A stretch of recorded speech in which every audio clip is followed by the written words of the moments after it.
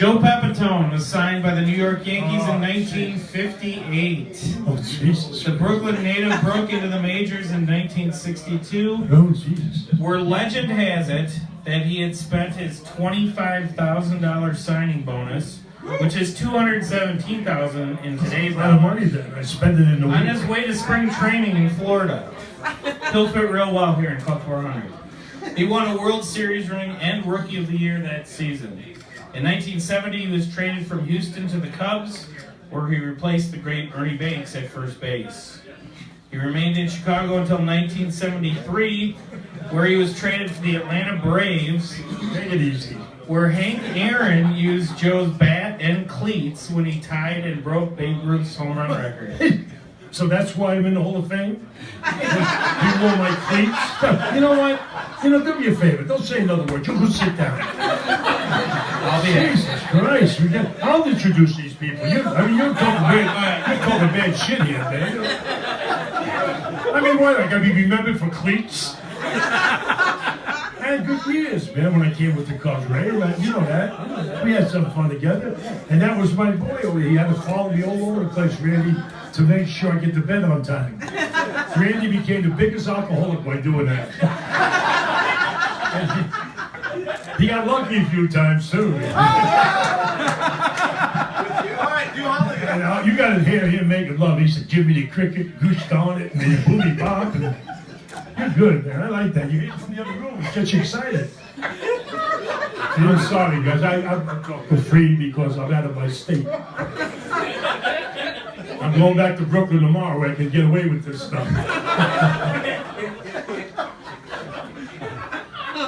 Well, anyway, I want to introduce my buddy, my friend, what's the matter? What's the matter, Ray? We got a problem? Randy. What? Mr. Randy Hundley.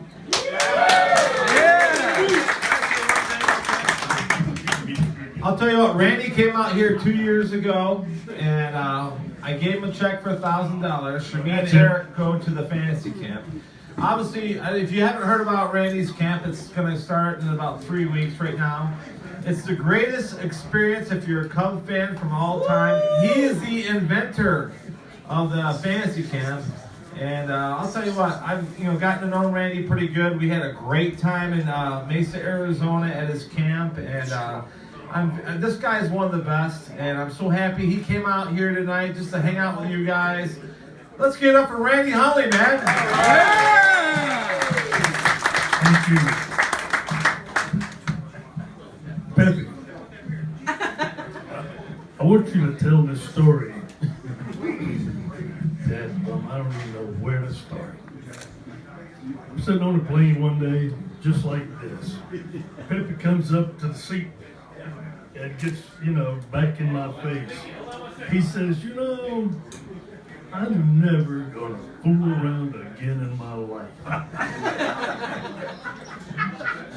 The stewardess walks by and he grabs a lion and says, hey baby, why don't you come with me? Look at him, he's acting like he didn't happen. He knew he said, hey baby, won't you come with me and go out on the lake, and I have a nice big boat and we'll play around a little bit. She says, well, let me think about it. And that was it. And he just told me, I'm never going to play around again. I'm thinking, what the crap's wrong with him? I don't know why he would want Pepe. What the hell she's doing? Tell a story when we went to Scottsdale that one time. What happened? I don't know. We get to Scottsdale, and I'm telling you, he chased every lady that he saw walking.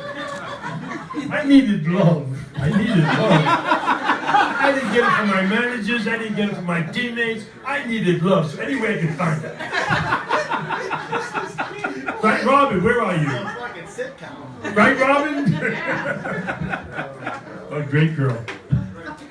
But then we get to the hotel. We have adjoining rooms, and we have the blooming door between his room and my room. And I hear this blooming ruckus going on in the other room. Oh man, no. Tell it right like it is. Man. You know. I'll tell you what it was about. Randy Hundley had orders to follow me from Leo. Get Pepe in early. You know, his wrist is a little tight from the motorcycle. You know, you gotta be Pepe in early. So he's following me. So they roomed Randy next to me. I don't want to tell you what happened, but. Well, I'll tell you what got happened. lucky that night. You know what I'm saying. I happened to get lucky that night, so I'm on the front of my bed. I'm just hugging this girl, and she said, "Put the mirror down." So I put the mirror down. All of a sudden, I hear, and the door started opening from his room, and I see this eye come looking through the door, and he goes like this. Move the mirror. Yeah. They tell him to watch me. And he goes like this. All of a sudden, I move the mirror, and I hear open wide, and his whole head comes through. And he goes. That's a true story. That's why I love Randy Hundley. That is a true story. That happened. And we're here to live and tell about it. I'm sorry. Anybody here, I apologize that don't like to hear stuff like that. I'm sorry. Go home. Now, you bad people who like that shit, I got more to tell you. Stay around. Right, man? Yes, sir. One day, I walk in the clubhouse. Leo says, "Randy, come here." Say something about Ray Burris. No, don't say nothing. You gotta go to church tomorrow. Leo takes me up to his office, and I walk in. I'm shucks, I'm afraid I've been traded or something. Turns me right around. He says, "Come here, let me show you something."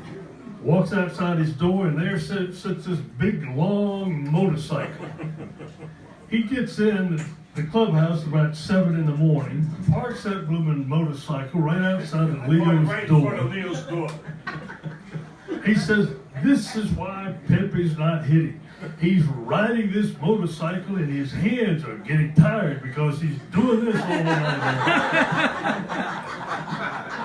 He said, "Now, I'm going to call a clubhouse meeting right after BP, and I want you to go and tell Pepe to just sit there and keep his mouth shut." I walk around this blooming clubhouse, all that I know about the clubhouse. Pepe, where are you? Pepe, and all of a sudden I hear this roar come up from the upstairs potty. I found a room that nobody ever knew about. Nobody ever was up in this area. And Pepe's back there. Go ahead. I was getting high. I was smoking a joint. And all of a sudden I hear, "Pepe, what the hell did that smell?" I said, "Hey, you want to see? Come in here, Randy, and try this." "What the hell is that, you blooming idiot?" I've got to stand outside this blooming door, and I don't know what I'm smelling. I don't know what the crap is going on. All of a sudden, I see this big puff of smoke go up, and I said, "Oh, crap." I said, "Now, I tell him about Leo's going to call a meeting. You just sit there and keep your mouth shut." "You tell Leo I said to go." Yeah, I keep saying that. So now, here comes the meeting. Leo's ripping everybody in the clubhouse. And finally, as Leo always would do, he would say, "Now, does anybody have anything to say?" And I look down at Pepe, and here he goes. He's standing up. Well, Leo, Ralph Houck never treated his players like you're treating us. I'm thinking, holy cow. That blooming pot is talking now. I said, listen, Ralph Houck knew how to pat the guys in the ass and the guys had a kick in the ass. And Leo just looked at me and he says, "God damn you, you're a bum, you're nothing, you have. I got you here, I don't know what this is." I said, "Jesus Christ, I'm sorry." I've already warned him to just sit there and keep his mouth shut. I couldn't help it. Then Lil Papa stands up and says something didn't make any sense. and then Leo turns, like he's standing here, and he turns just a little ways, and there sits Sano, and he says, well, how about you, Ron Sano? You just negotiated to have a Ron Sano Day, which was coming up 2 weeks later. In front of everybody. We're in front of all the players, and we all, what are you talking about, Leo? Couldn't believe it. He went nuts. Sano jumps up, and he's going to charge after Leo.